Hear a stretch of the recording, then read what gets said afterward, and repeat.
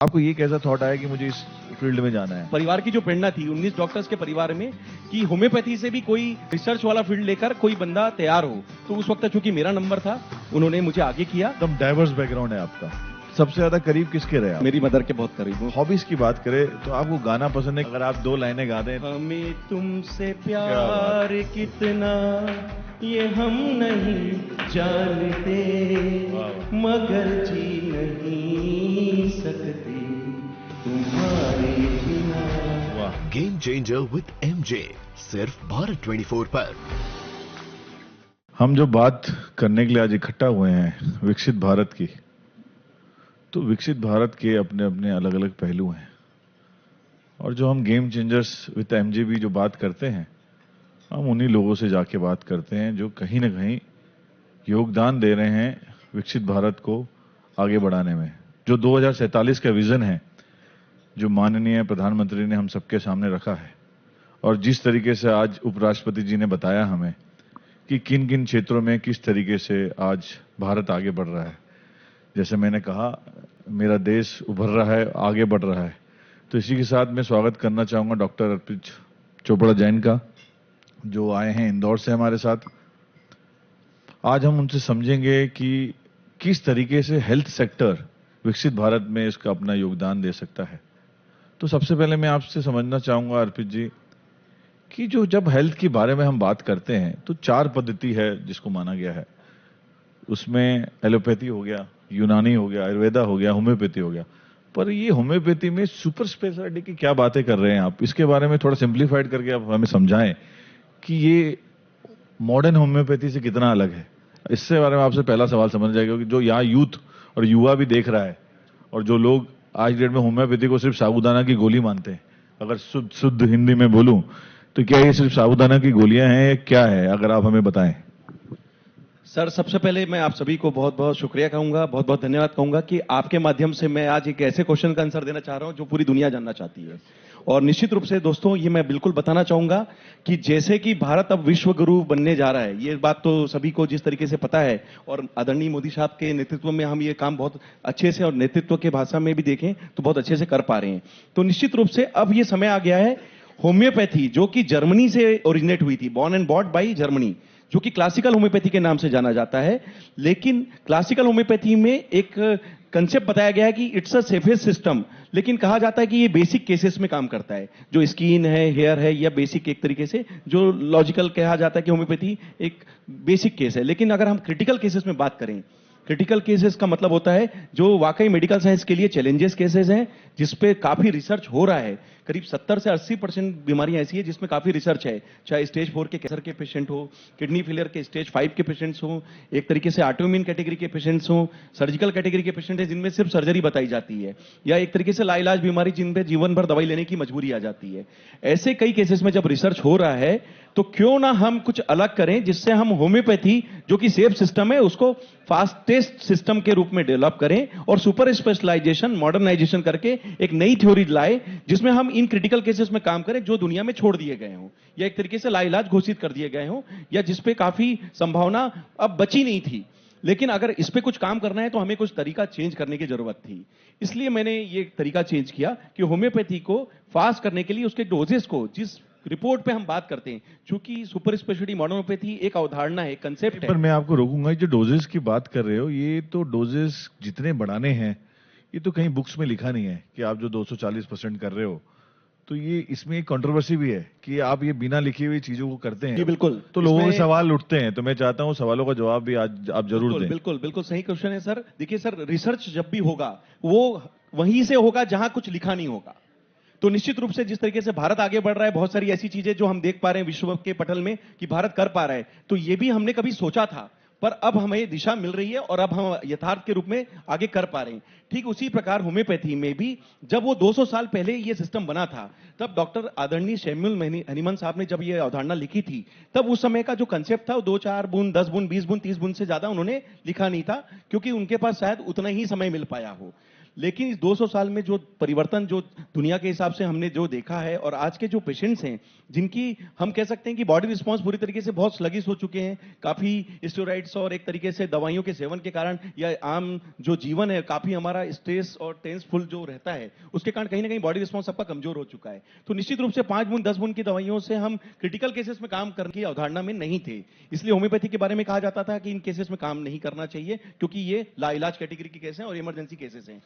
मुझे एक चीज बताइए डॉक्टर साहब, मैं आपको बीच में रोक रहा हूं। जब आपने आज ये जो 10 बूंद 20 बूंद से 240 बूंद तक डालने लग गए, मैं जरा लेमैन की भाषा में सिंप्लीफाई करने की कोशिश कर रहा हूं क्योंकि हमारा जो चैनल है वो सिर्फ ना मेट्रो में, ग्रामीण इलाकों में भी देखा जाता है, तो हम ग्रामीण इलाकों के लिए और बाकी लोगों के लिए शुद्ध सिंप्लीफाइड मैनर में समझना चाहेंगे आपसे।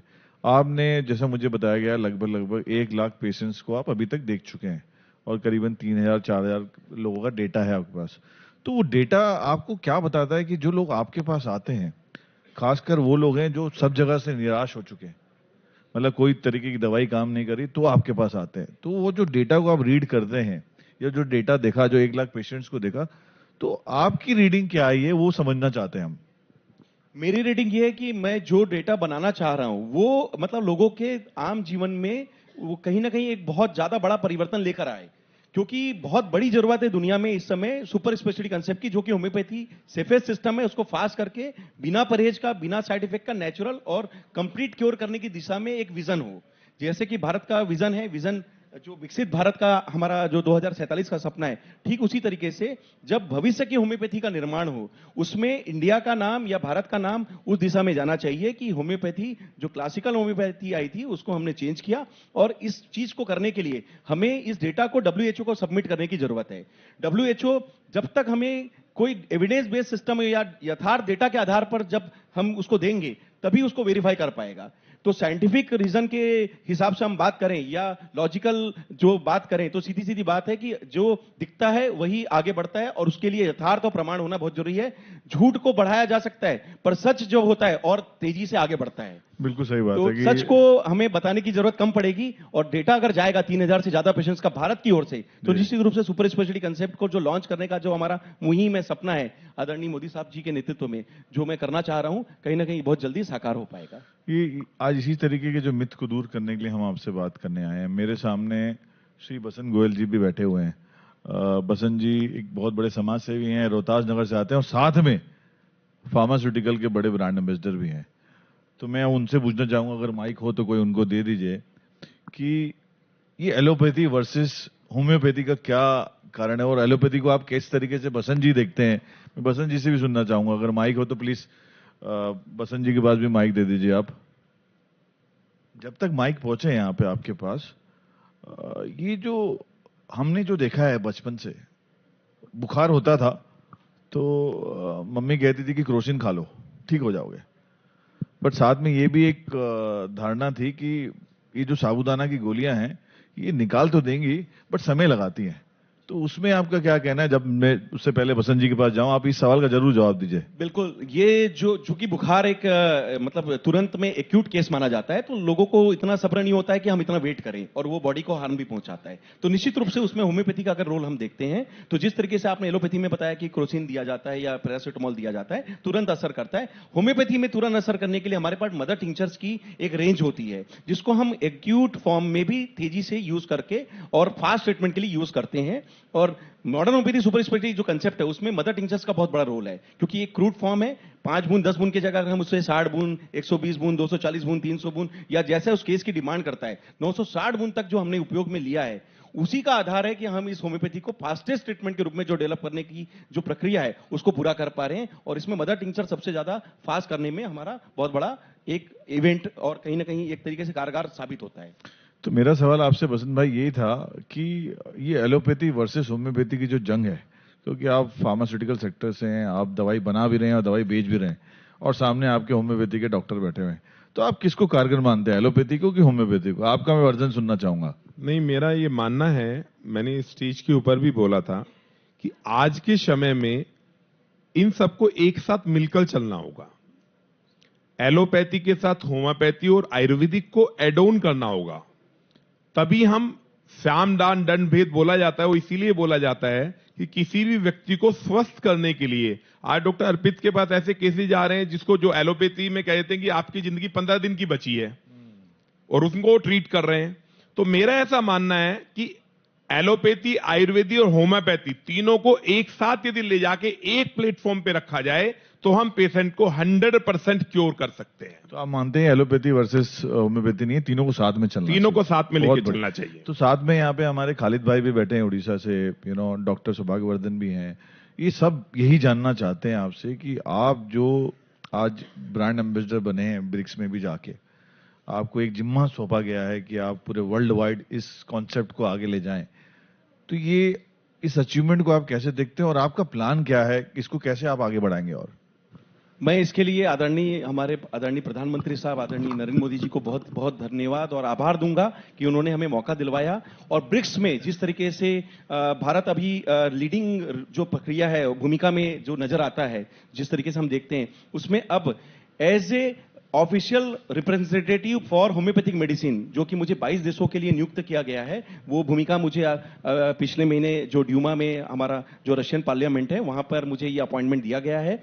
तो निश्चित रूप से ये जो भूमिका बहुत बड़ी भूमिका है कि अभी तक मैं जो भी रिसर्च रहा था उसको हम बता रहे थे, और नेशनल लेवल पे जो हम बता रहे हैं उसको आप इंटरनेशनल लेवल पे जब ले जाने की बात करते थे, तो कहीं ना कहीं एक बहुत बड़ा मंच जो हमें जो जरूरत थी, और कहीं ना कहीं उसको जो समझने के लिए जो प्रक्रिया थी, जो WHO तक जाने की एक सीढ़ी कह सकते हैं, उसमें बहुत जरूरी है कि भारत की चीज को हम आगे बढ़ाएं, उसके लिए इंटरनेशनल प्लेटफॉर्म का मौका मिले। और ये आदरणीय प्रधानमंत्री जी के नेतृत्व में ये सौभाग्य मुझे इंडिया से मौका मिला है कि मैं सुपर स्पेशलिटी मॉडर्न होम्योपैथी के कंसेप्ट को, जो हमारा रिसर्च बेस्ड जो कंसेप्ट है, उसको हम 22 देशों में इसके प्रचार प्रसार में जो इनका एक्सचेंज प्रोग्राम होता है उसके थ्रू हम बताएं, और उन देशों में भी ये जो नया कंसेप्ट जो इंडिया से हम लॉन्च कर रहे हैं उसके जो आगे की जो भूमिका है, उसमें जो भारत का नाम जा रहा है, उसमें जो मेरा जो उद्देश्य है कि जिस भी तरीके से हम बताने की कोशिश करेंगे उन देशों में भी इसका जो लाभ है जब उन्हें मिलेगा, तो एविडेंस एंड पैथोलॉजी के हिसाब से जो रिसर्च बेस्ड जो आइडियाज हैं, वहां पर भी जो इमर्जिंग डॉक्टर्स हैं वो उसका यूज करेंगे। और भविष्य में जब ये WHO में जब सबमिट होगा, तो कहीं ना कहीं ब्रिक्स की ये जो भूमिका है जब इंडिया से जाएगी, तो उसका एक प्लेटफॉर्म जो मिलता है ये research based evidence based system बनाने के लिए बहुत कारगर साबित हो सकता है। मैं चाहूंगा इसमें जरूर एक ताली बनती है कि एक ब्रिक्स के मेंबर बने हैं, और कैसे इस होम्योपैथी को आगे ले जाने में जो आप काम कर रहे हैं मॉडर्न होम्योपैथी को, उसमें बहुत बड़ा योगदान है। पर आप आज लाइव हैं, लोग देख रहे हैं आपको हर जगह, कंट्री इंटरनेशनल में भी, और WHO से आपकी क्या डिमांड है? आप क्या चाहते हैं कि इस चीज में किसको कैसे आगे बढ़े? अगर आपको एक डिमांड करनी हो, आप मान के चलिए लाइव आपको सुन रहे हो, तो आप क्या डिमांड करेंगे? बस मैं यही कहना चाहूंगा कि दुनिया में जब इतनी असंभव बीमारियों पे इतना रिसर्च जब मौजूद है, तो सिस्टम में चूंकि सुपर स्पेशलिटी मॉडर्न होम्योपैथी एक नया सिस्टम डेवलप हो रहा है, मैं उम्मीद करूंगा कि वहां के ऑफिशियल्स हमें जल्दी से जल्दी वेरीफाई करें, जो हमारा डेटा है उसको वेरिफिकेशन में लें। और इतना खुल के मैं बोल रहा हूं कि जो सच है उसको प्रमाण की जरूरत नहीं होती, और सच है तो उसको आगे बढ़ने का पूरा उसका लॉजिक होना चाहिए। क्योंकि ये जो मेरा काम है वो WHO के जब हम सबमिशन में देते हैं, तो निश्चित रूप से किसी ना किसी की जान बचाने में पूरी दुनिया में यूज होने वाला है। तो जब हम फिजिकल, मेंटल और सोशल वेलबींग की बात करें, जो कि WHO की हेल्थ की एक्चुअल डेफिनेशन है कि जब हम किसी पेशेंट को ठीक करें तो फिजिकली ठीक करें, मेंटली उसको कॉन्फिडेंस दें, और सोशली उसको समाज में जिस बात के लिए वो जाना जाता है, माना जाता है, उस चीज का वो डॉक्टर कह सकते हैं, वहां पर वो अपनी भूमिका अच्छे से कर पर्याप्त रूप से अपन समय दे सके या वहां पे खड़ा हो सके। तो निश्चित रूप से इस भूमिका को क्लियर करने के लिए हमें पेशेंट्स को हेल्थ का डेफिनेशन को पूरा करने के लिए उसे ठीक करना होता है। और जब सब लोग छोड़ देते हैं, तो उस रिसर्च का फायदा WHO के माध्यम से जब पूरी दुनिया में अगर पता चलेगा, तो सुपर स्पेशलिटी मॉडर्न होम्योपैथी का जो फायदा है किसी की जान बचाने में, और असंभव से संभव, इनक्यूरेबल टू क्यूरेबल जो प्रयास है, I am possible means impossible को जो हम कहीं ना कहीं क्लियर कर रहे हैं, तो वो जो शब्द की व्याख्या है वो हम भारत के माध्यम से आगे WHO के सहयोग से पूरा करेंगे, ऐसी हमारी भावना है और अवधारणा भी है। और उम्मीद है कि आप सभी के माध्यम से जिस तरीके से रिसर्च का डेटा बहुत जल्दी आगे जा रहा है, हमें उम्मीद है कि इसका प्रभाव पूरी दुनिया को कहीं ना कहीं अच्छे रूप से मिलेगा।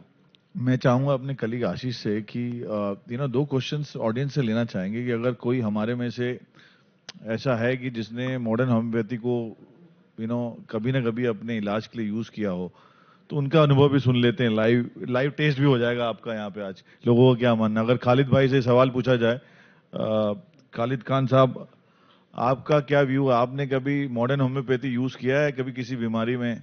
ये हम लाइव सुनना चाहते हैं आज कि मॉडर्न होम्योपैथी वर्सेस एलोपैथी में कितना डिफरेंस है और क्या लोगों को ये सही में ठीक करने में मदद कर रहा है। आपका क्या अनुभव है इसमें? देखिए, होम्योपैथी और एलोपैथी की लड़ाई तो हम लोग बचपन से सुनते आते हैं, लेकिन जहाँ तक मुझे मालूम है कि मेरे पापा ने, मेरे फादर ने हमेशा होम्योपैथी को ही इस्तेमाल किया। आखिरी वक्त में भी जब उनको सारे डॉक्टर्स ने जवाब दे चुके थे कि अब और ज़्यादा वक्त आपके पास में नहीं है, तो उस वक्त भी उन्होंने लास्ट स्टेज में होम्योपैथी को ही लिया। और जहाँ तक मेरे लेने का सवाल है, तो अभी तो वैसे वक्त और ज़रूरत आई नहीं, और कभी सर्दी खांसी जुकाम होता है तो हम लोग तो मजदूर हैं, तो भागना पड़ता है, इसलिए जल्दी से एलोपैथी लेके अपने आप को ठीक करके भाग लेते हैं। तो आप होम्योपैथी यूज नहीं कर रहे हैं अभी भी? सर, वैसे ज़रूरत नहीं पड़ रही है, लेकिन अगर मेरी डॉक्टर साहब से बात भी हुई है कि मैं स्पेशली आपके पास में आऊँगा, और स्पेशली अभी मैं फिलहाल डायबिटिक हूँ, तो जी, उसके जी, बारे में मैं thank you. आपसे जानना चाहूँगा, और शुरुआत अगर करूँगा तो होम्योपैथिक से ही करूँगा। पीछे से कोई हमारा दोस्त यार अगर होम्योपैथी यूज करता हो, मॉडर्न होम्योपैथी, अगर कुछ अपने अनुभव शेयर चाहे तो प्लीज जरूर खड़े होकर अपना परिचय देके बिल्कुल बोलें। अगर आप खड़े होके अपना परिचय दें। मैं मनमोहन ठाकुर, राष्ट्रीय कार्यकारिणी सदस्य, भारतीय जनता युवा मोर्चा। मैं सर मोस्टली आयुर्वेदिक और होम्योपैथिक मेडिसिन ही यूज़ करता हूँ, जैसे बैक्सन की वो एलारेड हो, MIG हो, क्योंकि हर रोज की हमारे दिनचर्या में हमारे को हेडेक बहुत ज़्यादा होता है, तो हम पैरासीटामोल यूज़ ना करके वो MIG यूज़ मैं करता हूँ। अगर एलर्जिक हो तो एलारेड है उसमें, और अगर अन्य कोई जैसे लीवर, फैटी लीवर मेरे को बीच में हो गया था आफ्टर कोविड, तो मैंने लीवर 52 का यूज़ किया हिमालय की, उससे भी बहुत फ़ायदा हुआ है। और आयुर्वेदिक और होम्योपैथिक का यूज़ करके ही मैंने अभी कोविड को रिकवर किया है। बहुत बढ़िया, थैंक यू वेरी मच। आप बैठ सकते हैं। जैसा हमने एक लाइव टेस्ट भी करा लिया आज, लोगों से व्यू भी ले लिए कि एलोपैथी वर्सेस मॉडर्न। सर, इस बारे में मैं एक चीज और कहना चाहूंगा कि दुनिया का हर सिस्टम बहुत अच्छा कर रहा है। इसमें एक्चुअली कोई कंपटीशन है नहीं। सही मायनों में एलोपैथिक सिस्टम एक अपना फुल डिफाइंड सिस्टम है, वो भी रिसर्च करता है Yes. और पूरी प्रक्रिया के साथ वो ट्रीटमेंट करता है। Yes. उसी तरीके से आयुर्वेद इंडिया से बनाया हुआ सिस्टम है, जिसपे हम अपना अच्छा काम कर रहे हैं। जी। होम्योपैथी जर्मनी से ओरिजिनेट हुआ है, पूरी वर्ल्ड वाइड चूंकि गया है, और दुनिया के अधिकांश देशों में एलोपैथी के बाद दूसरे नंबर पे अगर कोई सिस्टम चल रहा है तो वो होम्योपैथी है। होम्योपैथी। तो निश्चित रूप से होम्योपैथी का एक अपना रोल है। बस एक ही चीज है कि जहां पर रिसर्च का अवधारणा आता है, जहां पर सभी चीजें छोड़ दी जाती है, तो कहीं ना कहीं उसमें कुछ नया करने की जरूरत थी। तो वहां पे कोई कंपटीशन या एक तरीके से आर्ग्यूमेंट नहीं होता है, वहां पर जरूरत होती है। जरूरत, I agree. तो आवश्यकता के पीछे आविष्कार होना चाहिए। एग्री। तो आपका कहना है कि चारों पद्धति अपनी जगह बिल्कुल सही सेफ है और अच्छा काम कर रही है, काम कर और रही है। अभी मेडिकल साइंस के हिसाब से हम देखें तो वाकई इन सभी को यूनाइट होने की बहुत ज्यादा जरूरत है। बिल्कुल, जैसे अगर हम बसंत कोविड भाई के ने भी हिसाब से बताया। बात करें तो जैसा कि सर ने कहा कि कोविड में उन्होंने एलोपैथी के साथ इवन होम्योपैथी का भी यूज किया। मैं आपको एक पर्सनल मेरा एक अनुभव बताऊंगा कि वेंटिलेटर पहुंचा हुआ पेशेंट जो कि 35% सैचुरेशन पे लगभग छोड़ दिया गया हो, कोविड में जो लंग्स की सैचुरेशन अगर कमजोर हो जाए तो वेंटिलेटर की स्टेज भी उसके लिए असहनीय हो रही है, और बिल्कुल जान बचाने लायक स्थिति नहीं थी। वहां पर होम्योपैथी का 480 बूंद दिन में 4 बार का डोज देकर हमने उस पेशेंट को रिवाइव किया है, और आज भी वो पेशेंट नीमच मंदसौर में आज अपने परिवार के साथ स्वस्थ जीवन जी पा रहा है। तो अगर हम हॉस्पिटल में जाकर अगर modern homeopathy super speciality concept से भी अगर किसी की जान बचाने के लिए अपनी भूमिका दे सकते हैं, तो निश्चित रूप से यूनाइटेड होने का फायदा हमें पेशेंट के जीवन बचाने में मिलता है। और यही हमारी उम्मीद है कि हम मिलकर काम करें, और कहीं ना कहीं इस देश में जो समभाव, जो हमारा वसुधैव कुटुंबकम की जो भावना है, जो हम सभी पूरी विश्व को देना चाहते हैं, तो निश्चित रूप से उसमें एलोपैथी, होम्योपैथी, आयुर्वेदिक, यूनानी अगर मिलकर काम करें, जिसमें होम्योपैथी का अगर सुपर स्पेशलिटी कंसेप्ट आ जाए, तो निश्चित रूप से लोगों को फायदा और ज्यादा मिलेगा। तो मैं आपसे जाते जाते 3 सवाल और लेता हूँ। पहला मैं आपसे समझना चाहता हूँ कि हमने आज होम्योपैथी, मॉडर्न होम्योपैथी और सारी पद्धति के बारे में समझने की कोशिश करी बारीकी से आपके थ्रू और बाकी हमारे जो दर्शक हैं, और साथ में ये भी कहा है कि भाई सारी की सारी पद्धति अपनी जगह बहुत सही है, अच्छे से काम कर रही है, रिसर्च बेस्ड है, आप सबका सम्मान कर रहे हैं चारों पद्धति का भी। बट जब डॉक्टर अर्पित की बात आती है, क्योंकि आप इंदौर से इस काम को आगे बढ़ा रहे हैं, जो लोग देख रहे हैं, आप अभी हम दिल्ली में बैठे हैं, बॉम्बे से लोग आए हुए हैं, यहाँ पे उड़ीसा से आए हुए हैं लोग, अगर आप तक पहुंचना है तो कहाँ इंदौर ही आना पड़ेगा, कि आप कैसे किस तरीके से लोगों को ट्रीट करेंगे आगे जाके, इसके बारे में जरूर बताएं। दोस्तों, मैं एक आपके भारत 24 चैनल के माध्यम से, चूंकि अब ये चैनल भी ग्लोबल चैनल है, मैं बिल्कुल यही बात अपने क्लिनिक के लिए भी बोलना चाहूंगा कि अब हमारा जो इंदौर का जो क्लिनिक है, चूंकि मेरा मात्र एक सेंटर है, मैं आपके चैनल के माध्यम से बहुत क्लियर बताना चाहूंगा कि इस समय मेरे नाम से दुनिया में दूसरा सेंटर अगर कोई बताता है तो बहुत ही गलत बता रहा होगा। मेरा केवल एकमात्र सेंटर है जो कि इंदौर का मेन सेंटर है, जो कि आरोग्य सुपर स्पेशलिटी मॉडर्न होम्योपैथी की क्लिनिक के नाम से मौजूद है। और चूंकि वो क्लिनिक अब लोकल की जगह ग्लोबल क्लिनिक है, तो वहां पर हम ऑनलाइन सिस्टम के माध्यम से करीब 19 देशों में अपनी सेवाएं ऑलरेडी अपने 8 डॉक्टर्स की जो मेरी टीम है उसके माध्यम से दे रहे हैं। अगर आप हमारे पास फेस टू फेस कंसल्टेशन के लिए आना चाहते हैं तो इंदौर आकर जंजीर वाला चौराहा स्थित न्यू पलासिया स्थित क्लिनिक पर आकर हमसे मिलें। अगर किसी कारण से आप हमारे पास आने की स्थिति में नहीं है तो भी हमने इतना स्मूथ सिस्टम किया है कि डिजिटलाइजेशन की ये जो युग है इसमें व्हाट्सएप या आप एक तरीके से सोशल मीडिया के माध्यम से, ईमेल के माध्यम से या यूट्यूब के माध्यम से भी आप जहां से हमारे बारे में समझते हैं आप हमसे जुड़ें और अपना डेटा हमें शेयर करें। हम लोग आपका केस टेकिंग लेकर आपको कुरियर के माध्यम से, ऑनलाइन सिस्टम से भी आपके देश में जिस जहां आप रह रहे हैं, हम आपको मेडिसिन की डिलीवरी सुनिश्चित कराने के लिए हम लोग बाध्य हैं और एक तरीके से उसकी सेवा देने के लिए हम पूरी कोशिश कर रहे हैं। बिल्कुल, अभी तो, आप ये कह रहे हैं कि डिजिटली भी आप इस चीज को इंश्योर कर रहे हैं कि कोई क्योंकि भी सर कहीं बैठा हो। जिस केस में मैं काम करता हूं तो लोगों को ये लगता है कि चूंकि क्रिटिकल केस है उनकी जान मेरे हाथ में रहती जी। है, तो निश्चित रूप से उसके लिए उनका विश्वास और एक कह सकते हैं मेरे जुनून या मेरी मेहनत बहुत ज्यादा रहती है। इसलिए मैं अपने आप को मल्टीपल्स में ना ले जाकर मैं एक जगह केंद्रित हूं। अभी फिलहाल मेरा इंदौर का सेंटर है और चूंकि लोगों की उम्मीद रहती है कि मैं खुद डील करूं और इन केसेस में ज्यादा अच्छा परफॉर्मेंस दूं, तो हालांकि मेरे पास पूरी 8 डॉक्टर्स की टीम है, लेकिन चूंकि सम्मान और पेशेंट्स की जो भावना होती है वो कहीं ना कहीं साइकोलॉजी से भी जुड़ती है और मेरा वहां रहना उनके लिए शायद मस्ट भी होता है। इसलिए मैंने उसको सुनिश्चितता उपलब्धता कराने के लिए उसको ऑनलाइन सिस्टम से जोड़ दिया है ताकि आप हमसे कहीं से भी बिल्कुल, रहकर अभी बात करें और यहाँ पे दुनिया डिजिटल की तरफ बढ़ रही है तो आप ट्रीटमेंट का फायदा ले डिजिटल को तरफ आप बढ़ाने की कोशिश कर रहे हैं।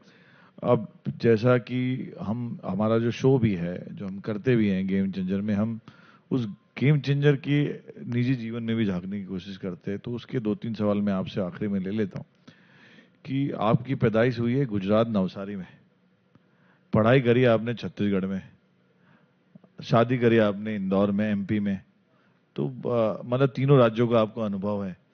तो बचपन में आपने, मुझे बताया गया कि पढ़ाई लिखाई में आप बड़े मतलब होनहार और तेज थे, तो आपका ध्यान कैसे है, क्योंकि आपकी फैमिली में 19-20 डॉक्टर हैं जो मुझे रिसर्च के दौरान पता चला, तो वो सारे के सारे डॉक्टर एलोपैथी की तरफ हैं। तो आपको ये कैसा थॉट आया कि मुझे इस फील्ड में जाना है, मॉडर्न होम्योपैथी में, सुपर स्पेशलिटी में आगे बढ़ना है? सर, मेहनत करने की प्रेरणा परिवार से शुरू से मिलती रही है। फादर बिजनेसमैन रहे हैं, काफी मेहनत की है उन्होंने, देखा है हमें, और उनका भी एक ही कहना था कि कुछ भी शॉर्टकट नहीं होता, और खास करके मेडिकल साइंस में तो शॉर्टकट होता ही नहीं है। एक डॉक्टर को प्रैक्टिस जमाने में 20 साल लग जाते हैं और उसका नाम के साथ उसके जो अवधारणा को बनाने में उसको अपना जीवन पूरा लग जाता है, और 50-60 साल की प्रैक्टिस में वो डॉक्टर तब जाके माना जाता है कि ये बहुत अच्छे डॉक्टर है। तो कहीं ना कहीं मेडिकल साइंस की ये जो अवधारणा है मेरे घर में शुरू से मैंने देखी है। करीब 19 डॉक्टर्स के परिवार से और बिजनेस के परिवार से मैं आया था, और मेरी मदर एक सामान्य परिवार से, चूंकि गुजरात के रहने वाली थी, उनकी शादी छत्तीसगढ़ में हुई, तो मुझे ये दोनों स्टेट फायदा मिला। और चूंकि मेरी पढ़ाई उस समय एमपी छत्तीसगढ़ एक थी, तो मैंने इंदौर में किया, मैंने पीजी औरंगाबाद महाराष्ट्र में किया।